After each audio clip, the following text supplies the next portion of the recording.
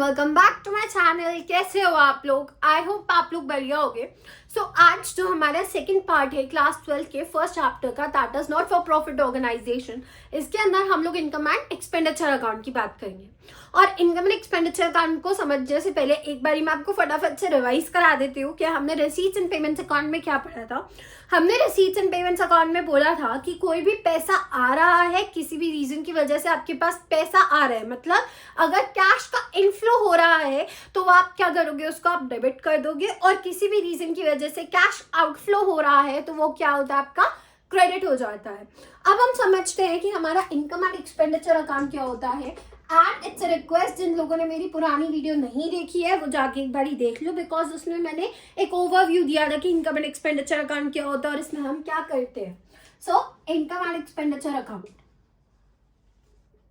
पहले तो इसको स्टार्ट करने से पहले मैं आपको कुछ टर्मिनोलॉजी समझाना चाहती हूँ। पहला आपको समझना पड़ेगा कि आपके कैपिटल एक्सपेंडिचर्स क्या होते हैं, ठीक है। एक आपको ये समझना पड़ेगा कि आपके रेवेन्यू एक्सपेंडिचर्स कौन से होते हैं। Then you need to understand कि आपका कैपिटल रिसीट्स क्या होती है। सिमिलरली रेवेन्यू रिसीट्स क्या होती है।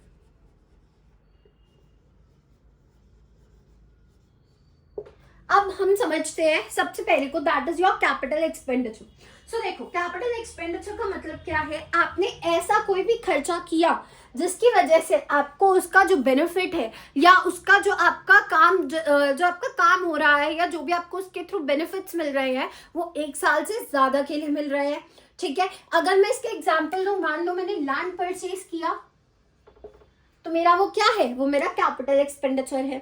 यूजुअली हम जब मशीनरी लेते थे, जब हमने क्लास 11th में भी पढ़ा था मशीनरी का, तो मशीनरी भी हमारा क्या होता था, कैपिटल एक्सपेंडिचर। बिकॉज ये आपका क्या है, एक बार ही आप लोगे, साल में एक बार इसका खर्चा करोगे, बट इसके बेनिफिट्स जो है वो एक अकाउंटिंग पीरियड से ज्यादा जो है मिलते हैं। सो इसलिए हम इसको क्या बोलते हैं, कैपिटल एक्सपेंडिचर। एक यहाँ पे छोटी सी चीज और याद रखना, जब आप कैपिटल एक्सपेंडिचर की बात कर रहे हो, अगर मान लो आपने लैंड लिया या लेट्स से आपने एक बिल्डिंग ली थी, ठीक है, आप इसके ऊपर कुछ भी एडिशन करोगे, कुछ भी ऐसा एडिशन कर रहे हो जिसकी वजह से आपकी इनकम और बढ़ सकती है। लेट्स से मैंने लैंड ली थी, मैंने उसके ऊपर एक बिल्डिंग बनाई या मैंने एक ऑफिस बनाया, उसको रेंट पे दिया, so that is also my capital expenditure का पार्ट।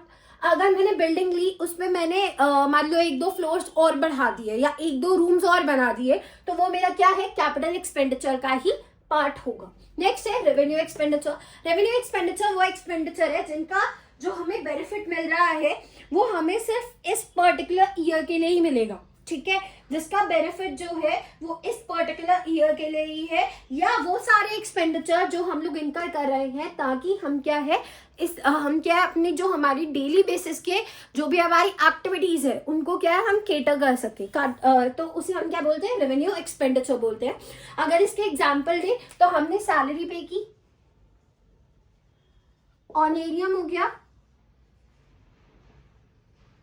ठीक है, आपने रेंट पे किया, या कोई भी ऐसे खर्चे जो कि आपकी क्या है, आपको ऑपरेशन में हेल्प करेंगे, ठीक है। सो ये आप विद इन अ ईयर ही करते हो और विद इन अ ईयर ये खत्म भी हो जाता है। लेट्स से सैलरी, तो सैलरी आपने हर महीने देनी है ना, और एरियम आप एक ही बार देते हो। ऐसा तो नहीं है ना कि आपने एक बार दे दिया तो वो सालों साल आपका जो बंदा है वो आपके लिए काम करेगा, नहीं। अगर आपने किसी गेस्ट स्पीकर को बुलाया है तो वो गेस्ट स्पीकर एक ही बार आपके पास आएगा, उसके लिए आपको पे करना पड़ेगा। बट जब आप नेक्स्ट टाइम उसे बुलाओगे, आप उसे ऐसे नहीं बोल सकते ना कि हमने आपको लास्ट ईयर पे किया था जब आप लास्ट टाइम हमारे पास आए थे, है ना, उनको आपको उस टाइम पे भी पे करना पड़ेगा। सो इसलिए क्या होते हैं हमारे रेवेन्यू एक्सपेंडिचर, बिकॉज हमने इस ईयर भी उसे पे करा है और उसका जो भी उसका यूज था वो उसी टाइम पे एग्जॉस्ट हो जाएगा, उस पर्टिकुलर ईयर में ही हम उसको क्या है, एग्जॉस्ट कर लेंगे।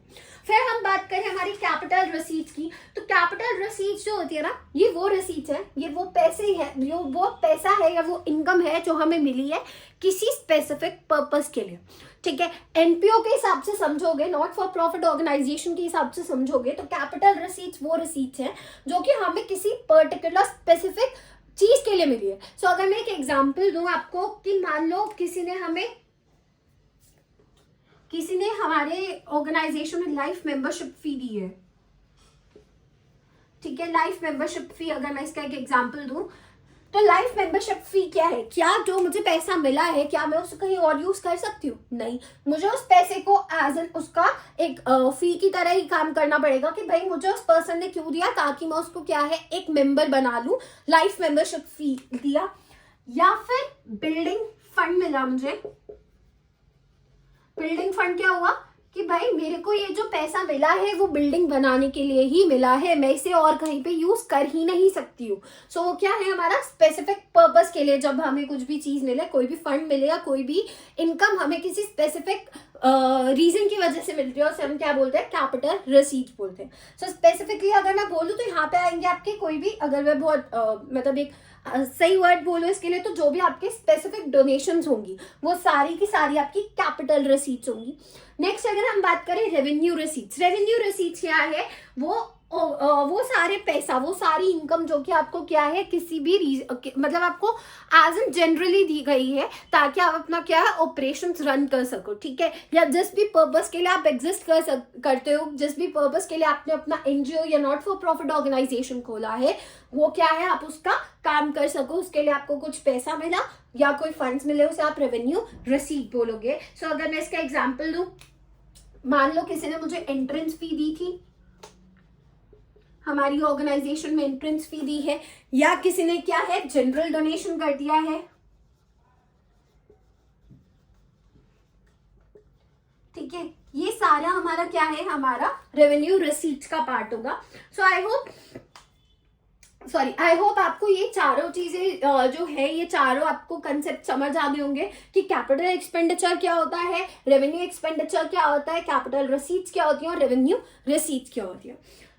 सो जब भी आप इनकम एंड एक्सपेंडिचर अकाउंट बनाओगे ना, तो ये कुछ पॉइंट्स है 3-4 जो कि आपको हमेशा दिमाग में रखने हैं जब भी आप income and expenditure account prepare करो। सो सबसे पहले I request you guys, please इसको अपनी नोटबुक में लिख लेना कहीं पे। पहली चीज आपको ये समझना पड़ेगा, आपको ये ध्यान में रखना पड़ेगा that revenue expenditure whether paid और नॉट, ठीक है, कोई भी आपका रेवेन्यू एक्सपेंडिचर आपने पे किया है या नहीं, या आपका कोई भी revenue income whether received or not, ठीक है, कोई भी आपका रेवेन्यू एक्सपेंडिचर आपने पे किया है या ना किया हो, या कोई भी आपकी इनकम जो कि रेवेन्यू नेचर की है वो आपको मिली हो या ना मिली हो, आप उसे क्या है इनकम एंड एक्सपेंडिचर अकाउंट में लिखोगे। पर एक शर्त है, it should be of current year. याद करो जब हम लोग रिसीट्स एंड पेमेंट्स अकाउंट बना रहे थे, हमने बोला आप 3 साल को क्या है 3 साल की जो एंट्रीज है उन्हें आप लिखोगे। हमारी 3 साल की एंट्रीज कौन सी थी रिसीट्स एंड पेमेंट्स अकाउंट में? पहला जो आपका प्रीवियस ईयर था, करंट ईयर, और जो आपका नेक्स्ट आने वाला ईयर है। But income and expenditure account क्या बोलती है, आपको सिर्फ और सिर्फ वो सारे रेवेन्यू एक्सपेंडिचर और वो सारी रेवेन्यू इनकम लेनी है जो कि आपकी करंट ईयर की है, इररिस्पेक्टिव ऑफ द फैक्ट कि आपने एक्सपेंडिचर को पे किया है या नहीं, आपने इनकम को आपको इनकम मिली है या नहीं मिली है, इट डजंट मैटर। आपको अगर वो करंट ईयर की है, इनकम एंड एक्सपेंडिचर अकाउंट में वो आपको लिखना पड़ेगा। नेक्स्ट आपको जो याद करना है इसको एक बार लिख लो फटाफट से, स्क्रीनशॉट लेना है स्क्रीनशॉट ले लो, फिर मैं इसको इरेज कर दूंगी। नेक्स्ट चीज जो आपको यहाँ पे ध्यान रखनी है वो ये है कि सेकेंडली आपको ये ध्यान रखना है कि कोई भी आपके नॉन कैश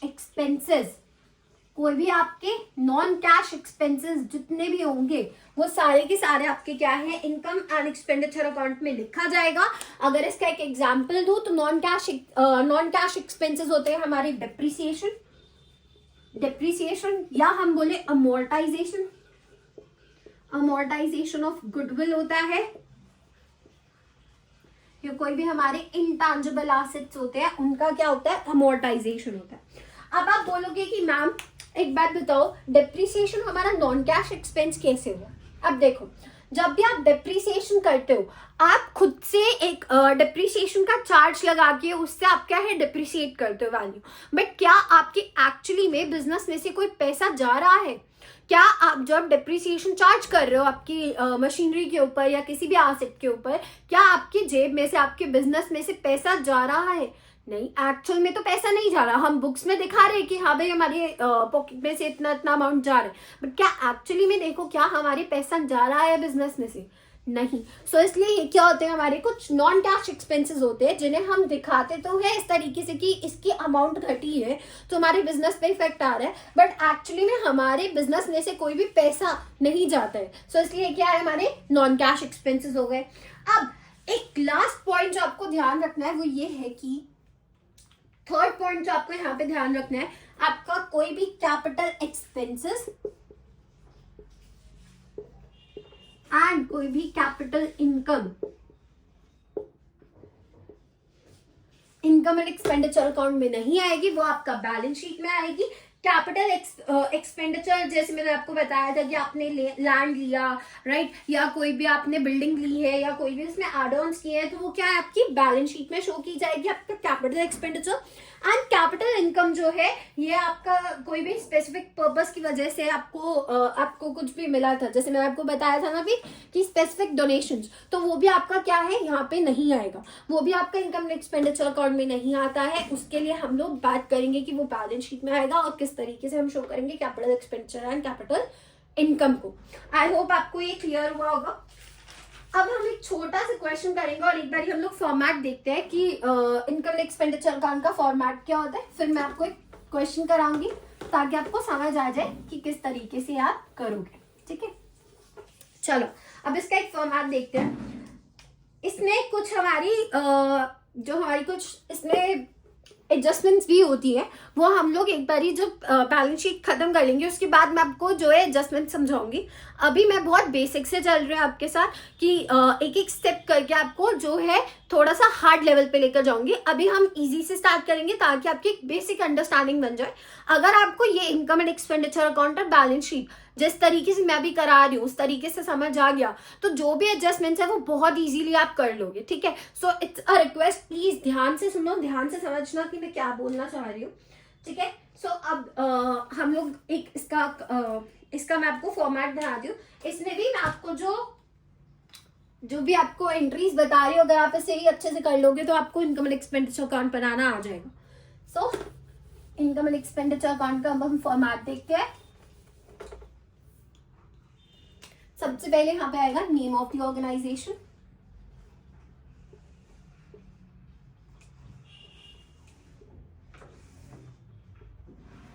और फिर आप यहाँ पे लिखोगे income and expenditure account for the year ended, income and expenditure account. मैं यहाँ पे शॉर्ट फॉर्म यूज कर रही हूँ, आप पेपर में ऐसा मत करना वरना आपके जो है मार्क्स कट जाएंगे। ठीक है, income and expenditure account for the year ending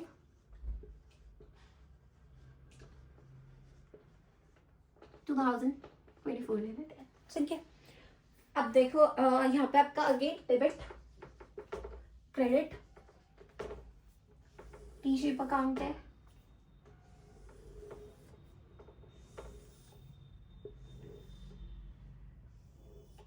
rupees,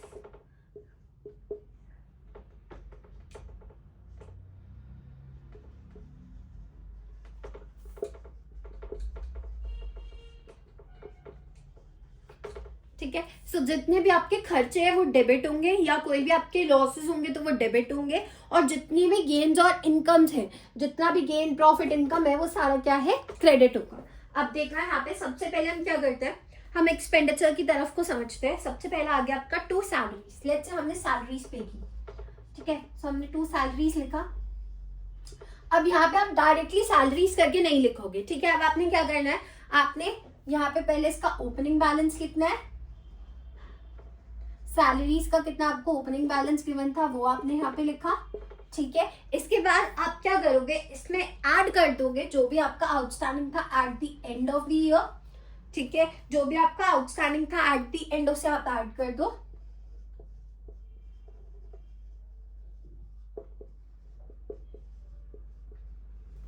and जो भी आपका आउटस्टैंडिंग था इन द बिगनिंग उसे आप क्या है माइनस कर दो।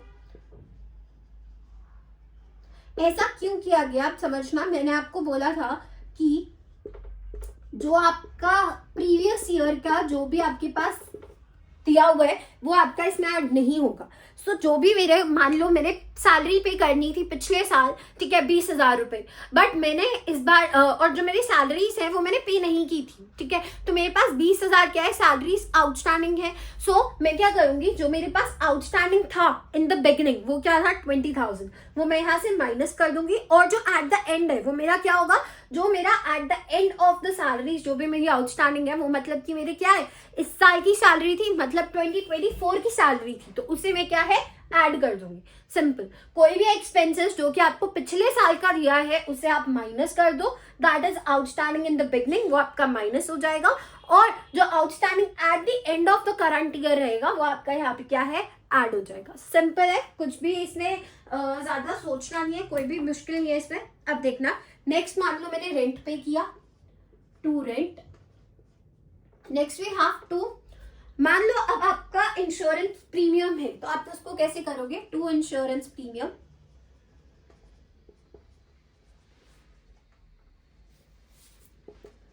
अब यहाँ पे आप पहले सबसे पहले क्या करोगे, जो भी आपका ओपनिंग बैलेंस है वो लिखो, या जो भी आपका इंश्योरेंस प्रीमियम आप देते हो वो आप यहाँ पे लिखो। मान लो मैंने क्या किया, मैंने प्रीमियम जो है एक्स्ट्रा पे कर दिया, मतलब मैंने एडवांस में जो है प्रीमियम पे कर दिया, तो अब मैं उसको क्या करूंगी, मैं उसको माइनस कर दूंगी बाय लेस प्रीपेड। मैंने ऐसा क्यों किया समझना, मैंने अभी आपको क्या बोला था कि अगर आपका कोई भी इस साल का खर्चा है वो लिखा जाएगा, जो आपका नेक्स्ट ईयर का है या जो आपका प्रीवियस ईयर का है वो आपका इनकम एंड एक्सपेंडिचर अकाउंट पे नहीं आएगा। सो अगर मैंने प्रीपे किया तो मतलब मैंने अगले साल का प्रीमियम भी इस साल लिया है, तो जो मेरा अगले साल का प्रीमियम है मैं क्या है उसको क्या है माइनस कर दूंगी, ठीक है, ताकि मुझे क्या है मेरे करंट ईयर का प्रीमियम मिल जाए कि मैंने कितना प्रीमियम इस साल का पे किया है, ठीक है। सो हमारे यहाँ पे एक बैलेंस आएगा, एक यहाँ पे अमाउंट आएगा और एक इधर एक अमाउंट आएगा। और जब भी आप माइनस करते हो ना अकाउंट्स में तो आपको हमेशा उसे ब्रैकेट में शो करना है, इसका मतलब माइनस होता है, ठीक है। नेक्स्ट वी हैव, मान लो मैंने ऑडिट फी दी, टू ऑडिट फी, ठीक है, या मैंने और कोई खर्चा किया तो वो सारे का सारा जो है वो इसमें आ जाएगा। मैं एक फोटो अटैच कर दूंगी इस वीडियो में सो दैट कि आपको बाकी की जो मेन एंट्रीज है वो समझ आ जाए। अभी ये जो कुछ इंपॉर्टेंट एंट्रीज थी वो मैंने आपको समझा दी है, बाकी की तो जो भी आप खर्चे करोगे वो जस्ट आपको इधर लिखते जाना है। सो मैं आपको एक बारी जो है परफॉर्मा वीडियो में अटैच कर दूंगी उस परफॉर्मा की फोटो, सो आप उससे एक बारी चेक कर लेना। नेक्स्ट देखो, अब हमारे पास आते हैं हम लोग इनकम साइड पे। अब मानो मुझे किसी ने सब्सक्रिप्शन दी थी, ठीक है, let's say I got subscription, क्या पैसा, सो बाय सब्सक्रिप्शन लिखोगे आप, सब्सक्रिप्शन फी। इसमें भी सबसे पहले आप क्या करोगे, सब्सक्रिप्शन फी में what you have to do is opening balance लिखा आपने, ओपनिंग बैलेंस लिखा आपने, कुछ अमाउंट था ओपनिंग बैलेंस का वो आपने लिखा। अब आप इसमें क्या क्या ऐड करोगे ये देखना, जो भी आपका आउटस्टैंडिंग था एट द एंड में वो ऐड करोगे, outstanding at the end of the year, ठीक है, और जो भी आपको एडवांस मिला था किसका, बिगिनिंग में, ठीक है, जो भी आपको एडवांस था, एडवांसेस इन द बिगिनिंग वो आप ऐड कर दोगे और लेस कर दोगे यहां से जो भी आपका आउटस्टैंडिंग था in beginning and advances eight the and, ठीक है। अब समझना क्यों मैंने ऐसा किया, देखो ये तो हमें पता है कि आउटस्टैंडिंग इन द एंड मतलब कि वो इस साल का है तो हमने क्या है उसको ऐड कर दिया, ठीक है। अब एडवांसेस इन द बिगनिंग हमने यहाँ पे क्यों ऐड किया, एडवांसेस इन द बिगनिंग हमने यहाँ पे इसलिए ऐड किया क्योंकि अगर किसी ने मुझे पिछले साल सब्सक्रिप्शन एडवांस में दी थी तो इसका मतलब वो सब्सक्रिप्शन किसके लिए है, वो सब्सक्रिप्शन मेरी इसी ईयर के लिए हुई ना, सो इसलिए हमने क्या किया उसको ऐड कर दिया। और एडवांसेस एट द एंड हम माइनस क्यों कर रहे हैं? क्योंकि जो मुझे इस साल सब्सक्रिप्शन जो मुझे एडवांस में मिली है, इसका मतलब वो क्या है, अगले साल के एडवांस है ना, कि अगले साल की सब्सक्रिप्शन भी मैंने आज ही आपको दे दी है। सो वो जो अगले साल का है वो क्या है, हम माइनस कर देंगे, ठीक है, ताकि हमें इस साल की सब्सक्रिप्शन मिल जाए। सो सिंपल था, अगर सब्सक्रिप्शन फी है आउटस्टैंडिंग एट द एंड है तो उसको ऐड कर लो, या एडवांसेस इन द बिगनिंग है तो उसको ऐड कर लो, अगर आउटस्टैंडिंग इन द बिजनेस है तो उसको माइनस कर दो, या फिर एडवांसेस एट द एंड है तो उसको माइनस कर दो। ये वाली एंट्री आई होप आप लोगों को क्लियर होगी, ठीक है। बाकी इसमें सब कुछ वही जो भी इनकम जाएंगी वो आप इस तरीके से लिख लेना। एक बारी फिर से मैं आपको बोल रही हूँ कि मैं आपको अभी एक परफॉर्मर दिखा दूंगी, आपकी स्क्रीन के ऊपर आएगा इसी वीडियो में, आप उससे एक बारी देख लेना कि क्या क्या हमारी इंपॉर्टेंट जो है एंट्रीज इसमें होती है। बिकॉज मेरे पास जगह कम है इसलिए मैं पूरा परफॉर्मर नहीं बना रही हूँ, जो मेन एंट्री थी वो मैंने आपको समझा दी है। अब एक चीज समझना, जब आपने यहाँ पे सारी की सारी एंट्रीज पोस्ट कर ली, इनकम में जितनी भी इनकम्स थी उसको पोस्ट कर लिया, जो भी आपके एक्सपेंडिचर्स थे उनको पोस्ट कर लिया, इसके बाद आपका क्या आता है, आपने इन दोनों का टोटल करके देखना, ठीक है। इन दोनों को जब आप टोटल करोगे, लेट्स से आपका इनकम जो है वो ज्यादा आया है दैन योर एक्सपेंडिचर साइड, तो अगर आपका इनकम ज्यादा आता है एक्सपेंडिचर साइड पे, तो आप यहाँ पे क्या लिखते हो, टू सरप्लस करके आप यहाँ पे जो है अमाउंट लिख दोगे, और ये आपकी क्या थी, बैलेंसिंग फिगर आ गई। इसका टोटल और इसका टोटल को माइनस किया तो हमारा यहाँ पे सरप्लस आ गया, अगर इनकम मेरे एक्सपेंडिचर से ज्यादा है। लेट्स से मेरा एक्सपेंडिचर इनकम से ज्यादा है, तो इस केस में क्या है, मेरे पास डेफिसिट बनेगा। सो उसमें हम क्या करेंगे, वहां पे हम लिखेंगे by deficit balancing figure, and then आपने यहाँ पे लिख के अकाउंट को कर दिया क्लोज डबल लाइन से, एंड दैट्स इट। ये था आपका income and expenditure account. I hope ये आपको क्लियर होगा। अभी एक बार आपकी स्क्रीन पे देखना, आपको दिख रहा होगा कि आपका इनकम एंड एक्सपेंडिचर अकाउंट का क्या फॉर्मेट है। सो मैंने आपको मेन जो एंट्रीज थी सब्सक्रिप्शन की और सैलरी की वो एक्सप्लेन कर दी है, और इंश्योरेंस प्रीमियम कैसे आप देखोगे, कैसे उसकी एडजस्टमेंट्स होंगी, वो मैंने आपको समझा दिया। अभी आप इसका एक बारी परफॉर्मा देख लो, आपकी स्क्रीन के ऊपर दिख रहा है आपको ये फ़ोटो, एंड इसको अपने नोटबुक में एज इट इज़ बना लेना, और यही कुछ इंपॉर्टेंट एंट्रीज होती है हमारी एनपीओ की। एंड इसके बाद हम लोग क्वेश्चन करते हैं, क्वेश्चन सॉल्व करके देखते हैं, और उससे आपको जो है ज़्यादा अच्छे से क्लियर हो जाएगा कि कैसे आप इनकम एंड एक्सपेंडिचर अकाउंट बनाते हो। सो देखो, आपको आपकी स्क्रीन के ऊपर एक क्वेश्चन दिख रहा होगा, ध्यान से देखना वहाँ पे क्या बोला गया है। From the following information prepare income and expenditure account. सबसे पहले तो हमें एक एक्सपेंडिचर, हम लोग जल्दी से एक बार फॉर्मेट बना लेते हैं, एक सेकेंड दो आप मुझे, फॉर्मेट प्रिपेयर करते हैं। सबसे पहले आएगा इनकम एंड एक्सपेंडिचर अकाउंट,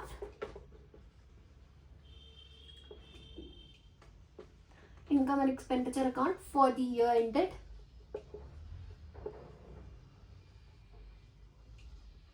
कौन सी ईयर के लिए हमें बनाना है, यहाँ पे दिया नहीं हुआ है, so dot dot dot T shape account, again credit rupees income rupees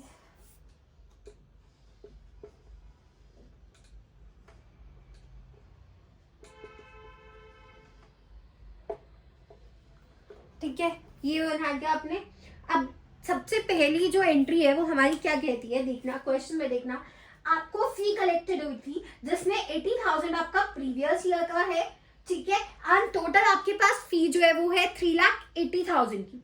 next जो है वो भी आपका इसी के साथ क्या है, that fee outstanding for the year. So इस ईयर की जो आपकी फी है वो कितनी है, 10,000 जो है वो आपकी आउटस्टैंडिंग थी। अब देखो, अब यहाँ पे देख 10,000 की, राइट। सो अब देखो यहाँ पे उसने क्या बोला है,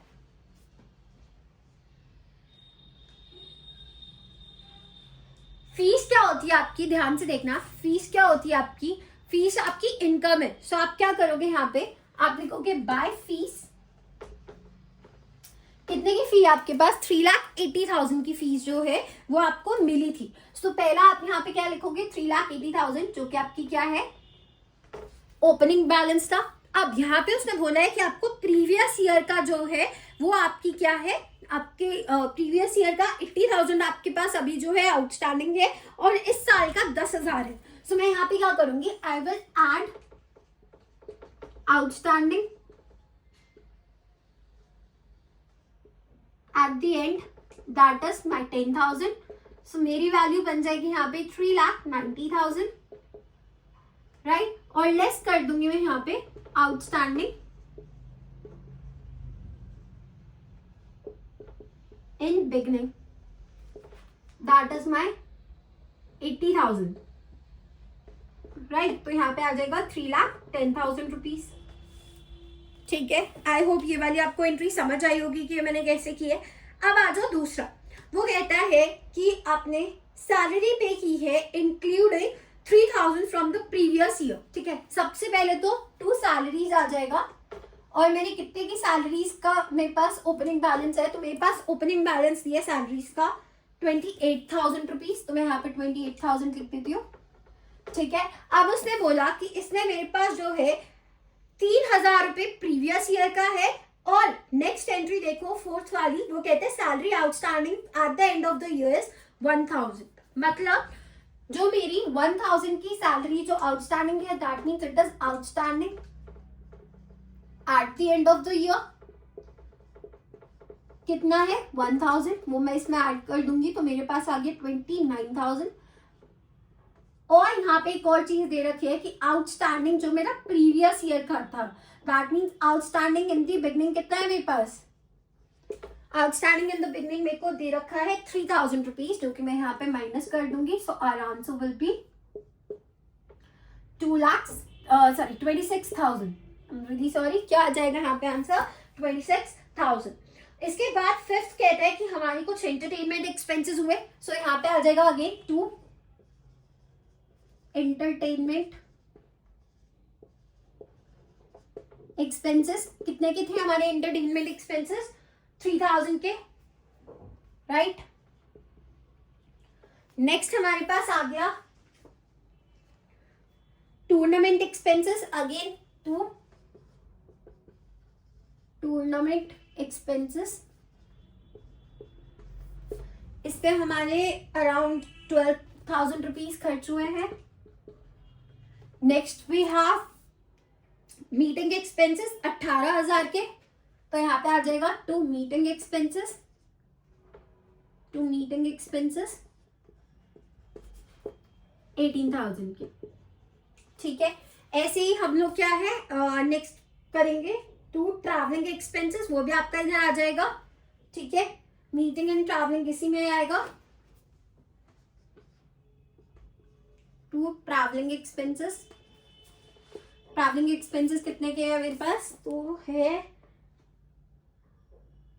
12,000 के, ठीक है। सॉरी, ट्रैवलिंग एक्सपेंसेस हमारे पास 6,000 के हैं, I'm really sorry, 6,000 के ट्रैवलिंग एक्सपेंसेस। अच्छा, अभी एक इंपॉर्टेंट चीज देखना है यहाँ पे, जो आपका नेक्स्ट है 9th वाला, इसमें उसने क्या बोला है कि आपने परचेज किया था बुक्स एंड पीरियोडिकल्स का, जिसमें आपने 19,000 की बुक्स ली थी। अब समझना, जब आप 19,000 की बुक्स ले रहे हो ना, तो ये आपका खर्चा जो है ना, ये आपके कैपिटल एक्सपेंडिचर होगा, क्योंकि आपने बुक्स ली है ताकि आप क्या है उसका यूज करके दूसरों को पढ़ा सको, एजुकेट कर सको, राइट। सो बुक्स जो है ये आपके कैपिटल एक्सपेंडिचर का पार्ट है। और याद करो, मैंने बोला था यहाँ पे सिर्फ रेवेन्यू एक्सपेंडिचर, रेवेन्यू इनकम आएगा। सो अब यहाँ पे आपको किस तरीके से इसे शो करना है, आपने क्या करना है, to books and periodicals, to books and periodicals कितना दे रखा है आपको, यहाँ पे आपको दे रखे 29,000। आप इसमें से लेस कर दोगे क्या, जो आपके बुक्स का अमाउंट था, तो परचेजेस ऑफ बुक्स माइनस करोगे,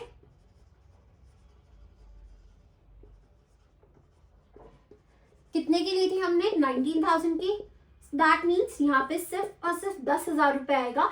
जो ये 19,000 है ये मेरा कहाँ पे आएगा, हमारे एसेट साइड पे आएगा, बैलेंस शीट के, ठीक है। आई होप ये आपको क्लियर हो गया होगा। अब आपने रेंट पे किया है 10,000 का, तो वो लिख दो 2 रेंट पेड 10,000 अगेन, ठीक है, नेक्स्ट आपने क्या किया, पोस्टेज एंड टेलीफोन के आपने बिल्स पे किए, एक्सपेंस किया 15,000 to postage and telephones, to postage and telephones, again 10,000, sorry this is 15,000, this is 15,000। Next खर्चा जो आपने किया है that is your printing and stationery 4,000 का, तो मैं पहले ही लिख देती हूँ ताकि इस बार गड़बड़ ना हो। सो टू प्रिंटिंग एंड स्टेशनरी था ये,